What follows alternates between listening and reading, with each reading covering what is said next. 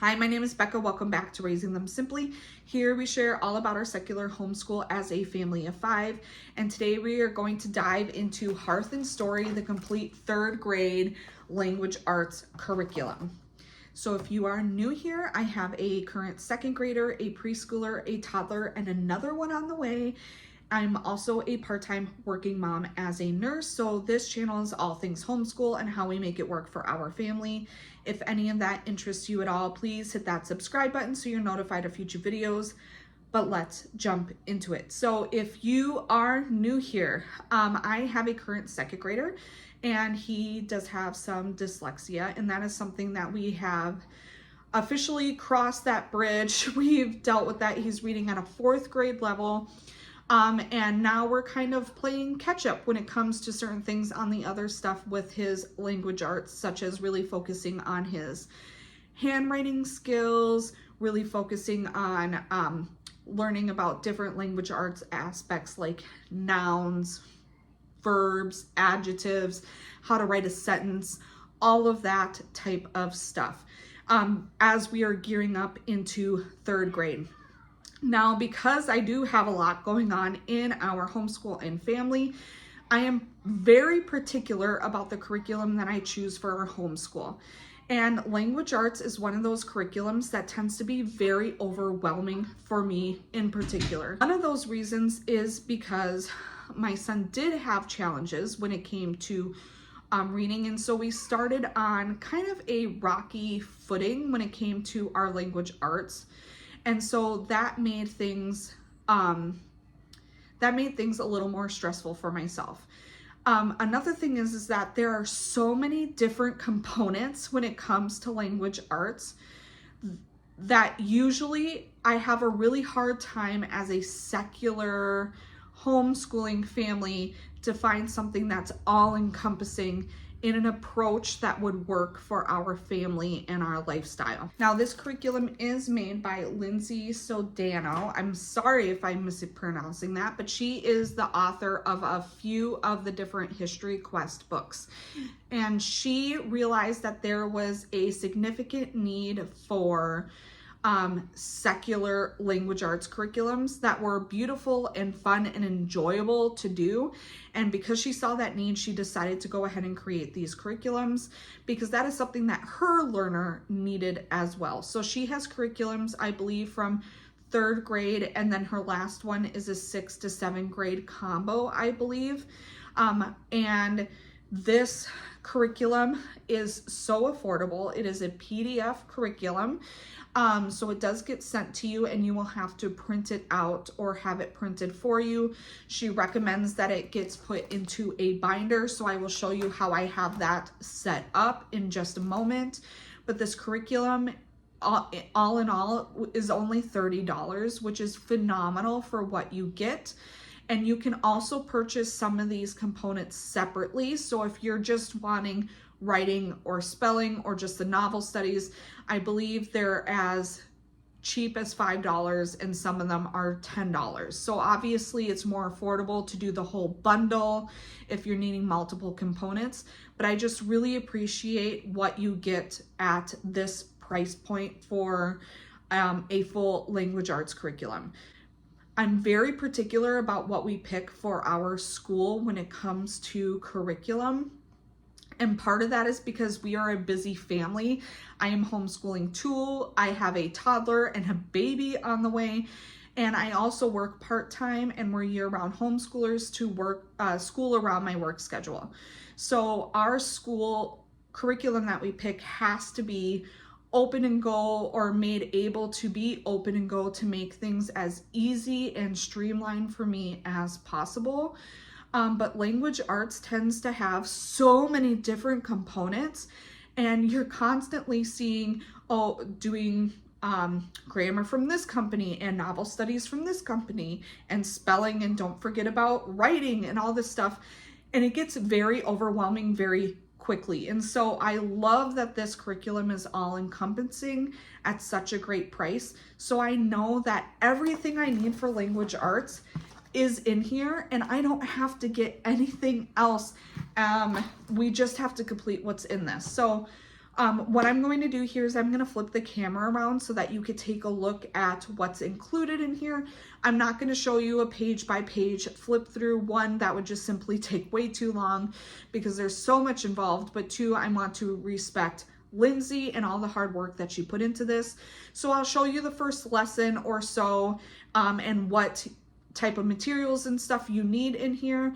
I will go ahead and flip the camera around and show you what we've got for the language arts. Okay, so this is the Hearth and Story language arts curriculum. I do not have something on this front cover because she actually said that there is a project in here where a student is supposed to create their own cover. So I'm not sure if I will have him do it for this or his own 3-ring binder when we get there, but that's why I left that blank. Over here, these are some loose pieces that I know will end up going in my son's own folder or his own system. One is this book reading log. To be honest, I'm not sure if we're going to do this because we've never stuck to it in the past. But this, the students can draw, or you can print out a picture of the cover of each of the books that they read over the year and then rate them. And so I thought that I would print those out for his binder just in case we do that. It also comes with this mock schedule where you can list things out and have your students kind of go through and check things off, or have you do that. There is an example that we will show later, but I printed this out. I'm not sure if I'm going to have my student do something like this. We homeschool year round. I have a very unpredictable schedule because I am a nurse. And so this type of route probably won't work for us, but I figured I just print it out just in case things change. One of the books that you're going to be doing is Charlotte's Web. And so there's this Fern's Field Notes guide where the student's actually going to be coloring, and there's, they're going to be drawing.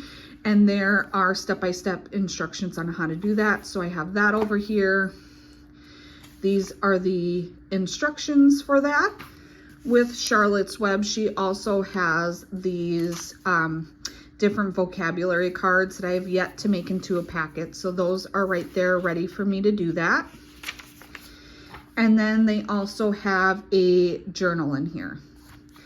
Now, this is for 3rd grade.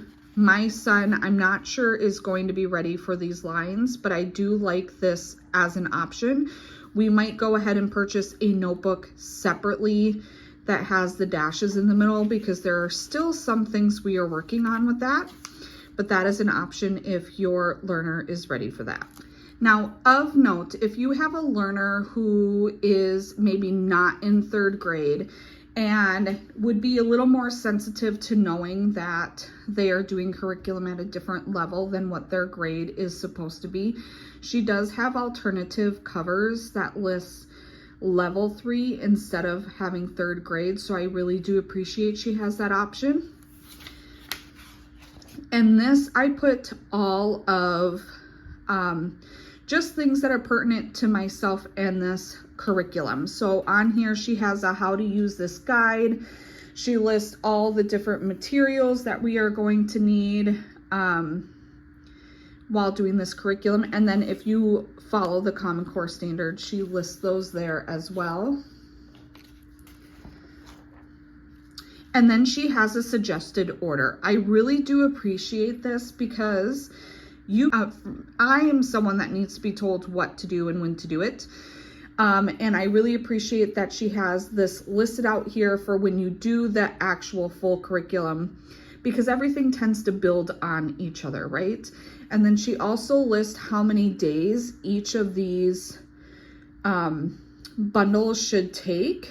So that way you can kind of plan things out a little bit if you need to. For example, if you're going to do this in a different order, or if you do a longer school schedule like I do because we homeschool year round, you might want to switch some things up, and that way, in case if you're reading Charlotte's Web during Christmas, you don't have to take an extended break during Christmas break and then have to pick up where you left off and forget anything, for example. So I really do appreciate that she has it listed like that. As far as a schedule, this is probably my favorite thing about this curriculum because she lists it all out for you. I am someone that I just move on to the next thing.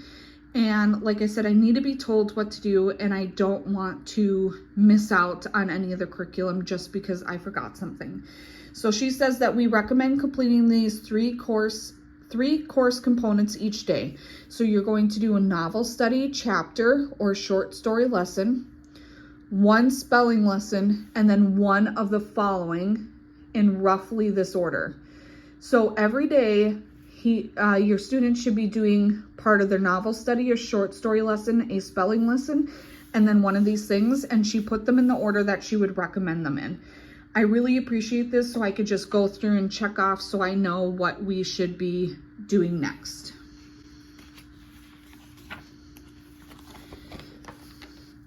So the first novel study is going to be done on The Lost Library.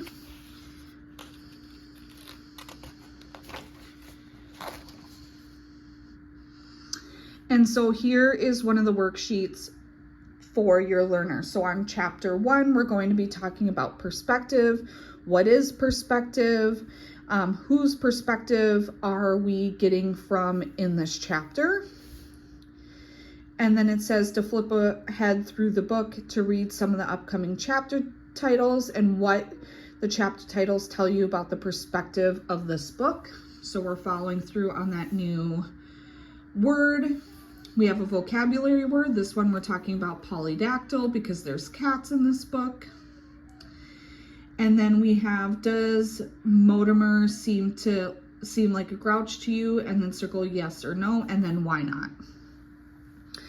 This is also good to note that these books can be done either as a read aloud from the teacher, or you can have your student read it and then complete this book, and then it focuses on comprehension. There is a different thing that we will get to where the student should be reading the book through themselves, but just so that you know, you could do that either way, and then you can either have the learner explain it to you and have you write it down, or have them go through and write it. So the next is we have several different short stories that we're going to be going through throughout the year. And the first one is going to be 3 Billy Goats Gruff. So she lists all the materials that you need, and then again, she talks about the different Common Core standards if that's important to you. I also appreciate that she does a multi-sensory approach because she often will have different recipes or art projects or stuff like that involved in the reading.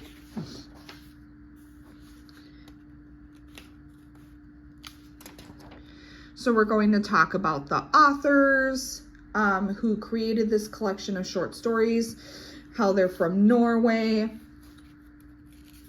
So you have some geography in there, and she actually has all of the short stories in here because it's in the public domain. So you don't have to get any extra books for this. So all the short stories are in here. Another short story that they have is The Pancake. The Sheep and the Pig Who Set Up Housekeeping. And then we are moving into The Umbrella Maker's Son. So this is the second novel study guide that she has in this curriculum. Again, she lists everything that you might need. This one, they're going to have a recipe in here. It's important to note that she does use a dictionary as well a lot throughout this, so it would be important to get a dictionary to do this curriculum. And then she's got the Common Core standards. And for lesson 1, we are going to read the first part of the book, and they're going to explain what footnotes are. And then it says, look at page 4. Why do you think the author used so many footnotes? And then they would have to explain. You're going to talk about what a glossary is, what a diagram is, and then write the name of the business under each description below. The next one is Charlotte's Web. like I said, we had already printed off and put those extra pages over here on this side. So this is just everything else for the novel guide. This one has art involved. So she's going to have you use, make sure you have colored pencils, crayons, markers, anything like that to be able to help do the drawing component. Talks about what you might need to set up and how to set up the Ferns Fields notes. And then for chapter 1, it says, today set up your Charlotte's Web chapter calendar if it hasn't been done already. They're going to talk about some background knowledge that might be important for the student to understand how things were a little bit different back then. The whole theme of this is kind of like retro, back to the 90s type thing, but obviously some of these things go back more than that. So it says, why did Avery grab his air rifle on the way to the school bus? And we're talking about how things were just different back then. And so even though it's not appropriate today, that is what they did back then. So I really appreciate how she acknowledges that for the learner.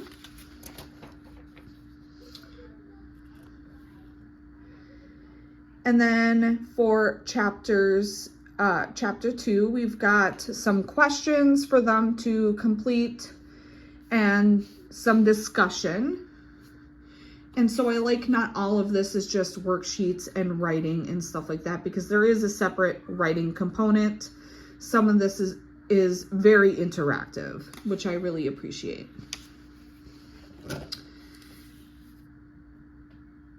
And the next one is the last day of summer.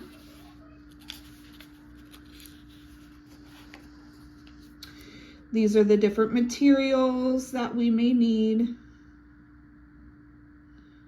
and Common Core standards. It also talks about how back when there were Polaroid cameras and stuff like that, it might be beneficial to explain to your kid what a Polaroid camera is if they're not familiar with one. There is a QR code to have a little video to just kind of explain that to your learner if that's needed. For chapter 1, we're going to talk about what acronyms are, puns, and then we have some questions about what a setting is. And it says chapter 1 gives us some clues that our setting in this book is an unusual place where strange things can happen. Can you remember one specific clue from this chapter? So again, it's very interactive.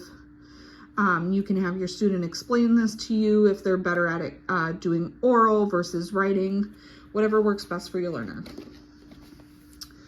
And next, the next part that's involved in this curriculum is poetry in tune. She uses poetry and music together.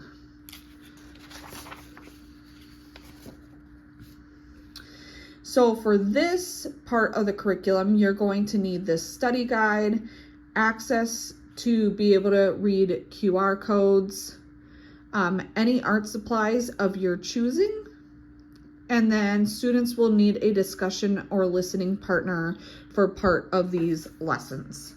It talks about how poetry in tune, students analyze poems and songs side by side, discovering how words and music can work together to create meaning.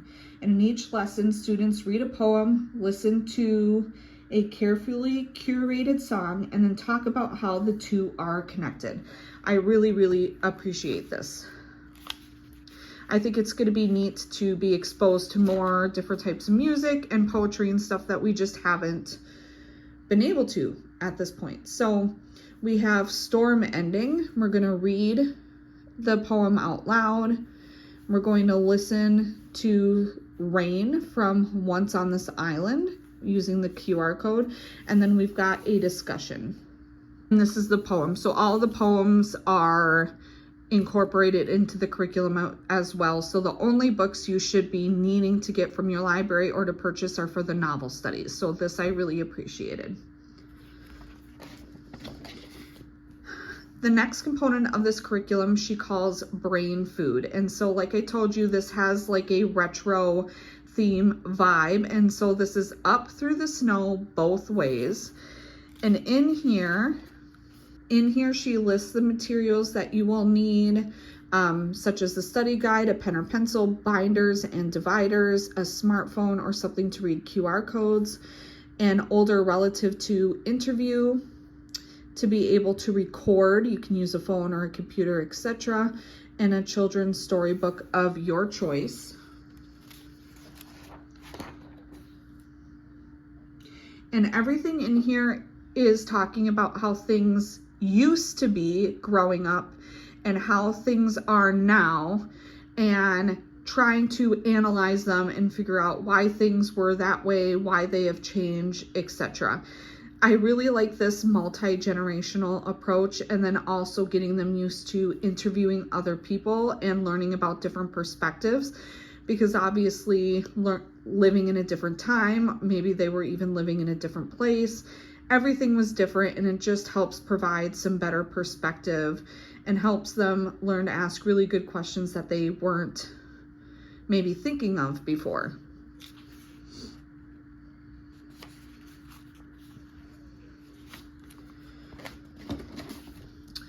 Next is writing.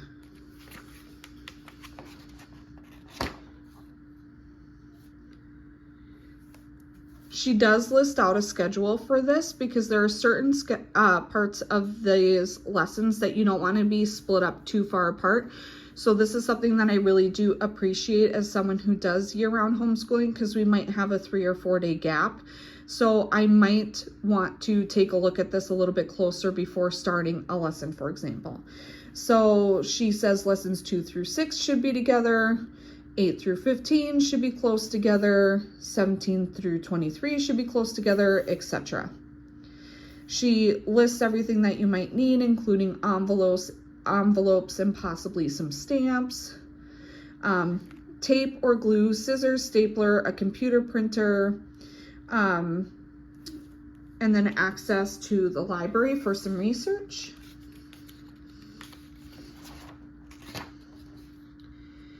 Students should be able to write in a sentence already while doing this, and we're working on building good paragraphs in this writing. And one of the ways that she's doing that is by doing it through a time capsule paragraph. So I thought that this was a really neat approach to be able to take it this way when it comes for writing, to make it a little more interesting and interactive. So you're going to talk about what a time capsule is, and it's going to explain how we are building a paragraph, and then you're going to slowly build on that throughout the year. The next part of this curriculum is spelling. So these word lists include commonly misspelled words, even for adults, commonly confused homophones, words with common roots, and words that illustrate a spelling rule, prefix, or suffix. It says that we should check out the word list before giving the pretest to make sure that you can use each word in a sentence. Some of the words may be unfamiliar. And this program is intended for 3rd grade students who have largely been successful with spelling in previous grades. So like we talked about, you really need to see if this is appropriate for your learner or not before moving forward. And then we have all the different lists laid out for the school year.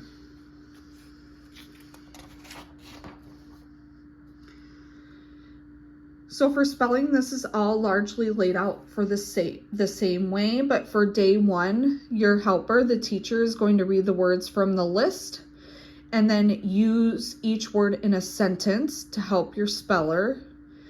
And the speller should write the word, and for each word, you're going to choose an ASL letter showing how you feel about spelling the word. So either you're going to have them circle C if they feel confident that they really know how to spell that word, I if it's iffy, or W if they just did a wild guess. And we are going to circle any misspelled words as well as any of the iffy or wild guess words, even if they are correct, because those are the words that they're going to use to practice for the rest of the week. So they are going to practice those words that you had circled in pencil, crayon, and marker.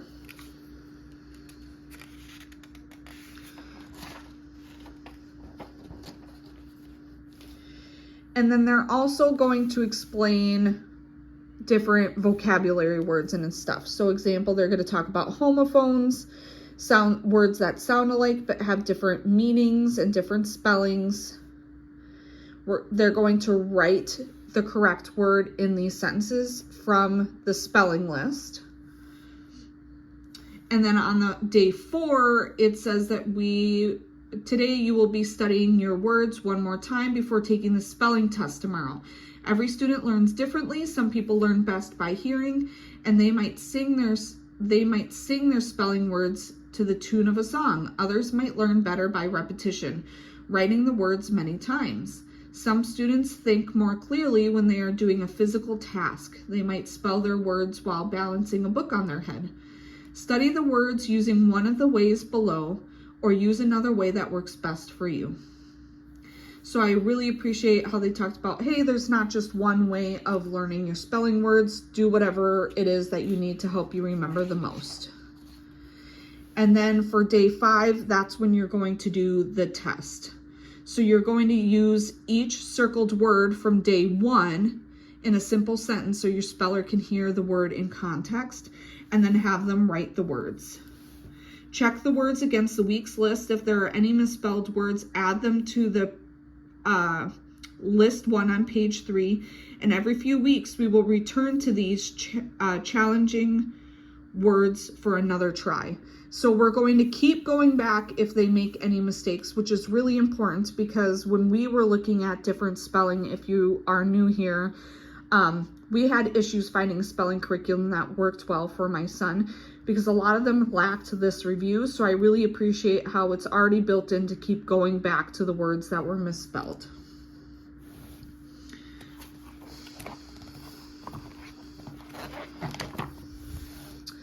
Next, we have Hearth and Story 3rd grade grammar.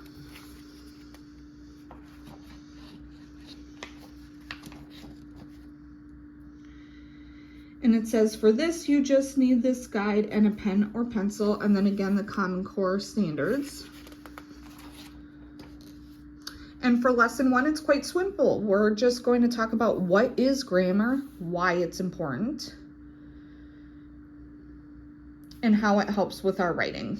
I really appreciated this because a lot of the grammar curriculums that I found out there have way too many moving parts, and I feel like 3rd grade is already a big year. So I like how this is more simplified, and this type of stuff is being approached in other parts of the curriculum as well, right? As you're working on writing and comprehending your novel studies and all that stuff. So we don't need to make it too complicated. And this next part that she has is breakfast cereal. Now, this is probably one of my favorite parts of this curriculum, because what we're going to do is your learner is going to pick a novel series that has at least 6 books in it that they can be able to read by themselves. And this is going to be a separate novel study, more independent than the other novel studies that we are doing. She lists how we should space out these lessons throughout the year. And it says that to complete this, we need this guide, a pen or pencil, the first 6 books of any age appropriate and reading level appropriate novel. These books should be chosen by your student and can be read independently. And then additionally, if you want, you could do poster or flyer making supplies. It says that this is a part of the 3rd grade because it covers those Common Core standards. However, you can easily adapt this to any learner. You just have to change the series. So this is something for sure we're going to be coming back to and adapting for different years, because I really do like this approach. So it's going to talk about how we choose this series. It says, today you get to make a big decision. You'll pick a book series you will read this year. Since you'll spend a long time with these characters and this world, it's important to choose a series that you will enjoy. Before you choose, let's think about how to choose a series that moves forward. Some series include the same characters in every book, but don't really continue a big story. For example, Frog and Toad books work this way. Each story stands alone. Frog and Toad don't remember and talk about what happened in the previous stories. These series don't move forward in time. For this project, you'll need a series where the story grows from book to book, not all series where all the stories stand alone. So it's going to walk you through on how to pick a series. You can pick a series that has more than 6 books, and she does talk about how you can move forward if that's the case, but you need at least 6 books to be able to complete this guide. So that is the Hearth and Story Complete 3rd Grade Language Arts Curriculum. So there you have it. That is the Complete 3rd Grade Language Arts Curriculum for Hearth and Story. I am so excited about this. I really appreciate several aspects of this, how it's all encompassing. I'm not purchasing several different things. It's very affordable. And even though it's a rigorous curriculum, I feel like it's going to be a good stretch for my current learner that we're going to be using this for, and very adaptable for our needs in our homeschool. Because I homeschool multiple kids, we're going to be having a toddler and a baby as well. I wanted something that was going to be very open and go, or something that I can make it open and go, and then I wasn't purchasing several different things from all these different curriculum companies. I just wanted something easy that was all encompassing, that would be fun and interesting to my learner, and I think this is going to really fit the bill. So I'm really excited about delving into this next year. So if you like this video, please give it a thumbs up. It really lets me know what you like to see here on this channel. Leave a comment down below. Let me know what you are using for your 3rd grader for next year, or if you are using this and what you're excited about. I'd love to know. Hit that subscribe button. Is a free way for you to be notified of future videos, and I can't wait to catch you guys next time. Bye.